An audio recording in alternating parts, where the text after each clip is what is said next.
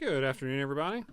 Happy snow day from here in Georgia. It's a massive 2 inches of snow, so the entire city is shut down. But I think we learned our lessons a few years ago to not be on the road and get stuck on the road. So, I mean, there's people out there, but it's been a fun day. Got off work, so that's nice. So I thought I'd jump on real fast and talk about Kennesaw State. Welcome to the Hoot Hoot KSU podcast. Just real fast, I want to talk about last night's game, Notre Dame Penn State. I think I predicted 21-24 Notre Dame with a late interception. Somehow, some way, I wasn't that far off. Was a late interception, crazy throw by the quarterback for Penn State, but took the interception. Notre Dame intercepted the ball, drove the ball about 20 yards, kicked a field goal to win the game, and 27-24 Notre Dame with a late pick. So that was incredible that I got that part right with the late interception. Score was off about 3 points each way, but that's why I said don't gamble based on anything that I say, just someone's opinion. Regarding tonight's game, I like Ohio State. I think they're playing as good as anybody. I don't discount Texas' offensive ability or their defense for that matter. Texas is a solid team. What I noticed in the game against upper echelon competition with Texas, twice now against Georgia, was that offensive line really didn't hold up that well. And as soon as Ewers gets kind of rattled, he makes some poor decisions. Kind of saw that in both the game in Austin and the SEC championship game against a solid defensive front in Georgia. So I wouldn't be surprised if you kind of have the same situation tonight. Ohio State's defense has been playing out of this world, and if that continues, I think Ohio State, I'm going to go 35-21. I'm going to say Ohio State's up 28-21 with some time left in the fourth quarter. Ewers throws a pick. Ohio State goes down with a little bit of time left and puts the game away 35-21. So that's my call for tonight. We'll see if it works out. That would have set up a Notre Dame-Ohio State matchup, which would be a heck of a game. So I'd like to see it a little bit different than what we've seen the last couple of years with the SEC not being in the championship game, which I think goes into a bigger point, by the way. And you know, pundits have been talking about this for a while, but I think the game is changing. I think that, and I kind of touched on this in my podcast last night, was that with the money being so spread out and players being so spread out, I think the juggernaut that we're used to over the years, especially in the history of the sport, I think that's going away. I think that you'll see a much more competitive league. I think that the NFL is successful because everybody is a 500 team, which I mentioned last night. I think we'll start getting that way in college, especially while it's free agency every single year. So I like that. I mean, I like other teams kind of showing up in the playoffs a little bit. Would I have liked a Cinderella run like with a Arizona State, a Boise, SMU? Sure, that'd be awesome. But at the end of the day, big boys are big boys, and the Final Four is great. I think that if we have any of these matchups, they're going to be a terrific national title game.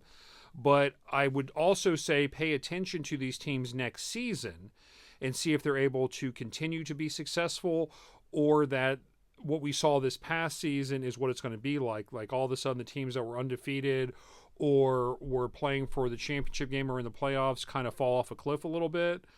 Now, something interesting with Notre Dame, which I didn't realize, I think, until I started kind of reading up on it, was because they're an independent, they keep all the money from being in the playoffs. So all the revenue is not has to be shared. For example, if Ohio State were to go on and win the national championship, they would receive $1.1 million from a payout from the pool that they're in with the Big Ten, where Notre Dame keeps all $20 million. So that's incredible. And that's something to definitely watch out for. I think that having to play a conference championship game is an argument to be made that Notre Dame doesn't have to do that. So as far as the independents go, I mean, Notre Dame is the one.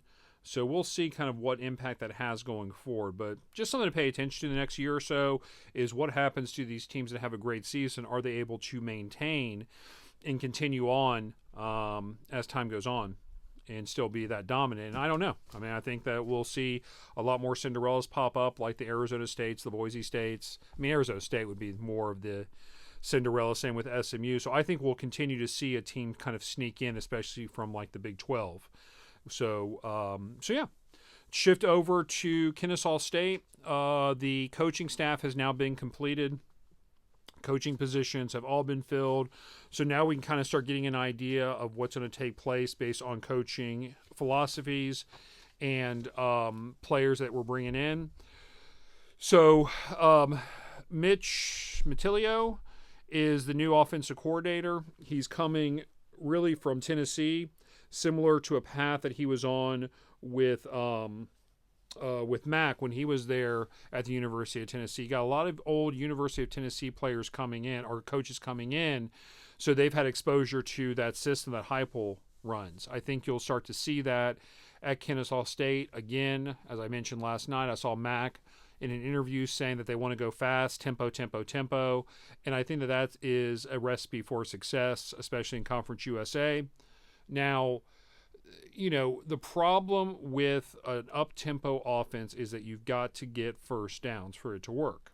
So you get a first down, you don't make substitutions, you wear down a defense. That's the idea behind a tempo offense like that. A lot of read option, read passing. But the problem becomes that if you are unable to get first downs, it can wear your defense out very quickly. So something to keep in mind looking at next year is, how is the offense moving the ball? If they are able to get first downs, they will be successful, and they will win more games than they did this past season or the season before. I think that if they're unable to get first downs and you leave your defense out there, they get worn down, you'll have a similar season to the last two, to where you're not winning many games and it's not very competitive. Talent was there, you know, and the effort was there. So I don't think effort is an issue. I don't think that the team ever quit on Bohannon. I think that, like I said previously, that it's just been a situation where trying to make too much of a positive impact when you moved up to Division I instead of kind of working your way up. The comparisons to Jackson State, Sam Houston, who were in Division I for about the same time, maybe 1 year more than Kennesaw State, they've been more successful than Kennesaw State. Why? Well, because they didn't change anything. Because they continue to run the same offense that they were doing when they were in Division II. And so they knew what players they wanted to recruit. They recruited those players, and then they used the same philosophies, both defensively and offensively, to be successful. I think that if Kennesaw State is able to do that and stick with this offensive philosophy and be successful and make a positive stride this next season, that then is when you start bringing other players in, and more talented players, more athletic players start to come in the building, and you become more successful overall, and that's how you build a program. Again, the recruits are there. There's recruiting taking place. They're there. The ability to get the talent and take advantage of being in the state of Georgia, Florida, Tennessee, Alabama, those are all possibilities that you can definitely improve your program. Now, looking on the defensive side of the ball, all those coaches have been hired. Grantville Eastman looks like a defensive assistant. Again, heavy ties to Mac from the past, from his experience at North Carolina Central. He has history of being both a coach and a coordinator. I think you're going to be looking like at a I don't know, like a 3-4-5, something like that. It's something like what Cal ran this past year. Again, the reason you do this type of defense is that I misspoke. Instead of 3-4-5, I'm going to say 3-3-5 defensively. And again, the way you do that is because you don't need the same talent on the defensive line. You bring players from all over the place. The idea is that the offense can't tell where pressure's coming from. And again, Cal did that this past year when they went to the ACC and had good success. Defense was good. But again, for that to be successful, Your linebackers need to be incredibly athletic. Your secondary needs to be able to take tackles as well, which if you look at the recruiting, which I'll get you in a few minutes, a lot of safeties coming in. The continuing on with different coaching hires, David Whitlow will be the wide receivers coach. He's coming in from West Georgia, but he has experience in Lane Kiffin's offense. Again, another offense that uses tempo to get what they need to get finished. I think Aston Walter is doing running backs for Kennesaw State. He was an offensive assistant at the University of Tennessee as well, going back to that MAC relationship, if you will. So speed. That's it. That's what you do. Aggressive, fast, move the ball, get first downs, wear defense out, be successful. Look at Auburn, 10 years ago. Look at even Central Florida. Even though Central Florida's quarterback wasn't as mobile as that Malzahn system needs, but when Malzahn systems or any of those spread systems with tempo are working, it's the quarterback can run. That's important. If the quarterback can run, then you can move the ball to the quarterback with the running back. You can fake it to the running back, do a quick pop pass out to the wide receivers to continue to move the ball. Pretty basic, easy to pick up, and if executed correctly, is a very effective college offense. Defense is a little bit different with the 3-3-5, but again, I think that it makes the most sense to do this. Something else to point out is that, and something I've been thinking about for a while, is that the previous coaching staff creates the football program. 2014 is the first year. 10 years later, they're successful in Division II, win the Sun Conference, go to the playoffs, all that. Successful, very successful. They make the leap to Division I. Something that I keep thinking about, and like I said, the offensive coordinator last year was the former quarterback for Kennesaw State. So something I keep thinking about, though, is that of those coaches that were on Bohannon's staff and himself, what experience do they have recently with real athletes, with Division I athletes, with what they look like, with the speed, etc., and what you can do with that? And the answer is none. Now, Bohannon's background was the military academy, was Tech, was Southern, again, option-based, attack, brought that to Kennesaw State. It's great. But the other coaches didn't have a great deal of experience with Division I players. You look at this coaching staff. These coaches both have experience as assistants in the professional level or Division I level. They've seen those types of Division I athletes. They know what it looks like. And I think that if you know what you're looking for, then to fit your system, then you can be more successful, that you have an idea that you've coached excellent and outstanding athletic players. I think that can make all the difference. I mean, I really do, as far as just evaluations goes for the players that you're bringing in. So we'll see if we're right. I think that, as I was saying beforehand, with the elimination of the juggernaut, if you will, that we've experienced forever, it feels like, in college football. I mean, just, you look back at the history, whether it was Miami and Florida State or Florida, USC, the Oklahomas, more recently Alabama's, Georgia's, Ohio State's, Michigan last year. I think that if those teams can go 6-6, which Michigan proved they can, so did Washington this past year, the flip side is also true, is that you can take a team like an Arizona State, for example, that won 4 games last year and all of a sudden had this amazing run into the playoffs this year. And SMU is an example of that. So it's going to be interesting to see how these smaller teams start to build, and how every single year is really a new year where you have no idea what the team is capable of. You can't project as easily anymore in college football as you once were able to, because there is so much turnover on the rosters.